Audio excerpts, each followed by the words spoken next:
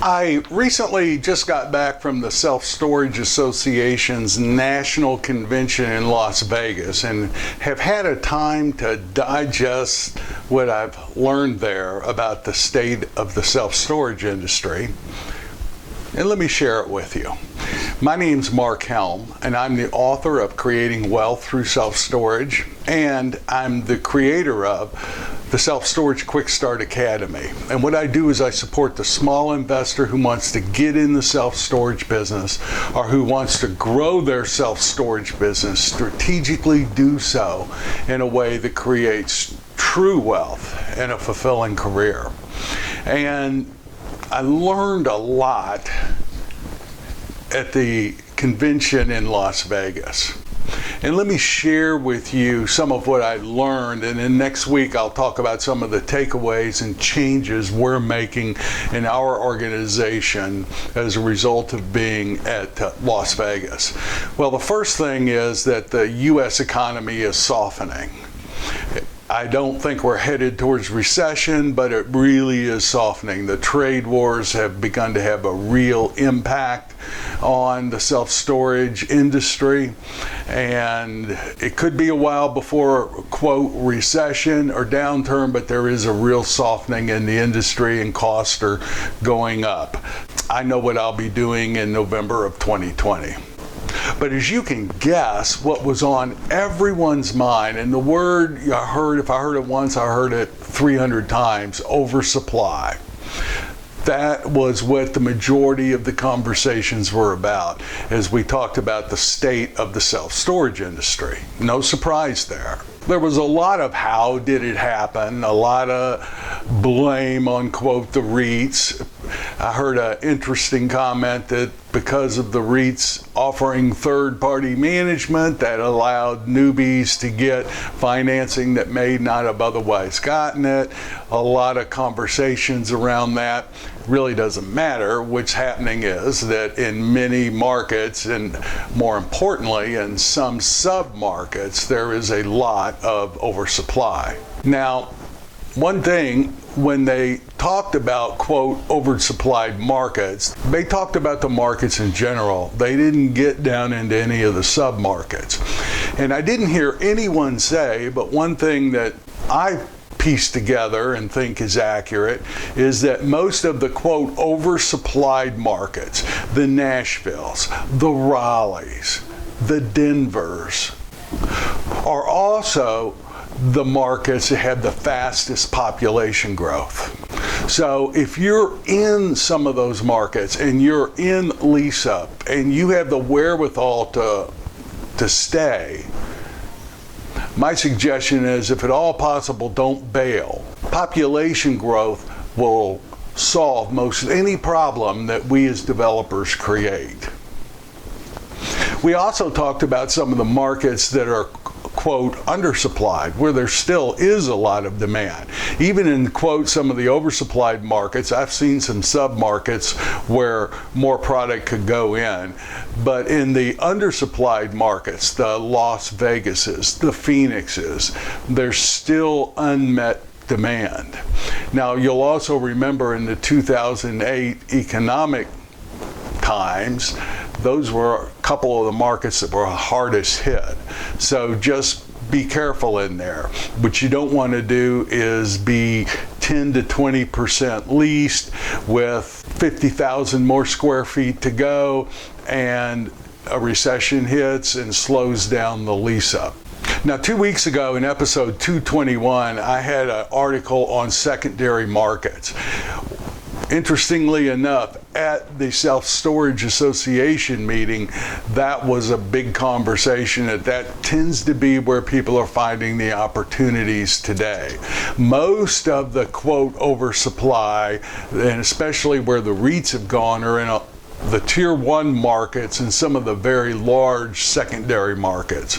So in these outer belts of some of the secondary markets and even some of the tier 3 markets, there's still a lot of opportunity for more self-storage. There's literally unmet demand in many of those markets. That's where the opportunity for the next few years for self-storage is. But one thing I'll say, look at your sub-market in some of these secondary markets. What you want to be checking for is population growth and job growth. Usually they go hand in hand, but not always. Now, this doesn't have to be double-digit population growth. You just want to make sure that your sub-market, the population's going up and not going down. Something interesting I learned, if I ask you a question today, who gives more concessions? The REITs and the large players or the small independent operators? Who's giving away the most concessions? Well, I answered that it's the REITs. First month free. We've gone up against some really aggressive REITs recently in some of our submarkets. But I was wrong. The amount of concessions that the larger players are offering today has really gone down. It is the small independent operators that are giving away the most concessions. Interesting, isn't it? Just make sure you know what your competition's offering and don't go over that. As an independent operator, we try to always be under that, and we are selling something other than just price at our facilities. If at all possible, take a good look at what concessions you're giving away and just ask yourself, do I really have to do that in order to compete? Because what happens is, the concessions will drive down the rental rates for everyone in your submarkets. What are the strategic pricing strategies that you're using right now to compete and get new customers? We'll actually dive deep into that next week. But are you using them? One of the things I really had to confront and get honest with myself with at this convention was some of the basic underlying beliefs that have been running the show for our company to a large degree of how we do pricing. In other words, in my world, a perfectly priced storage facility would be that everyone, let's say a 10 by 10 is $90, everyone renting a 10 by 10 would be paying $90. Now, I don't think I ever voiced it quite like that, but that was kind of the paradigm from which I'm running from. Yes, I do not like to see people that have a street rate of $90 paying $75. But let me ask you a question.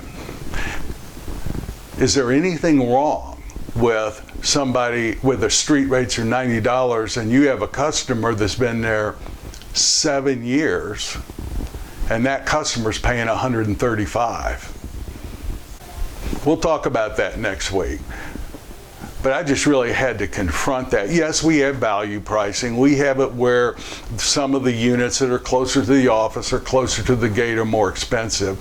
But I'm talking about customers now. Is there any reason why everyone should be paying the same or close to the same? Is there any reason why we shouldn't charge double for some of our customers? Answer that question yourself and bring it to next week's episode. I realize that I have a paradigm, a view of how a business should look, and that view has been holding us back to some degree on what some of our pricing strategies could be. So in conclusion, next year you're going to see a tapering off of new facilities hitting the market. There still is a 3 to 5 year oversupply depending on what market you're in. Interestingly enough, last year about 20% of all the new space that hit the market are the expansions and conversions that we talk a lot about. I expect to see that increasing in the next couple years in relationship to new ground-up facilities. Just make sure you know your supply numbers for any submarket you're looking at or any submarket you currently have facilities operating in, and really begin to look at and question what are some of the core beliefs I have about how a self-storage business should be run. 10 years ago, or my first incarnation into this business, I used to tell people it's a very boring business. That's a good thing, but there's not a lot happening. The last major innovation that we had as an industry was climate control space. I don't say that anymore. This industry is changing, it's becoming very sophisticated, and it's growing fast. If you're not willing to grow with it, change how you operate, even change how you think about business, my prediction is you'll soon be irrelevant. So thank you very much. My name's Mark Helm. I'm the author of Creating Wealth Through Self-Storage, and I'm the creator of the Storage World Analyzer. That's the financial analysis tool we use to analyze the expansions and the conversions and the opportunities that we're considering putting into service. If you're not using it and just using Excel, I invite you to take a look at it and see if it can support you.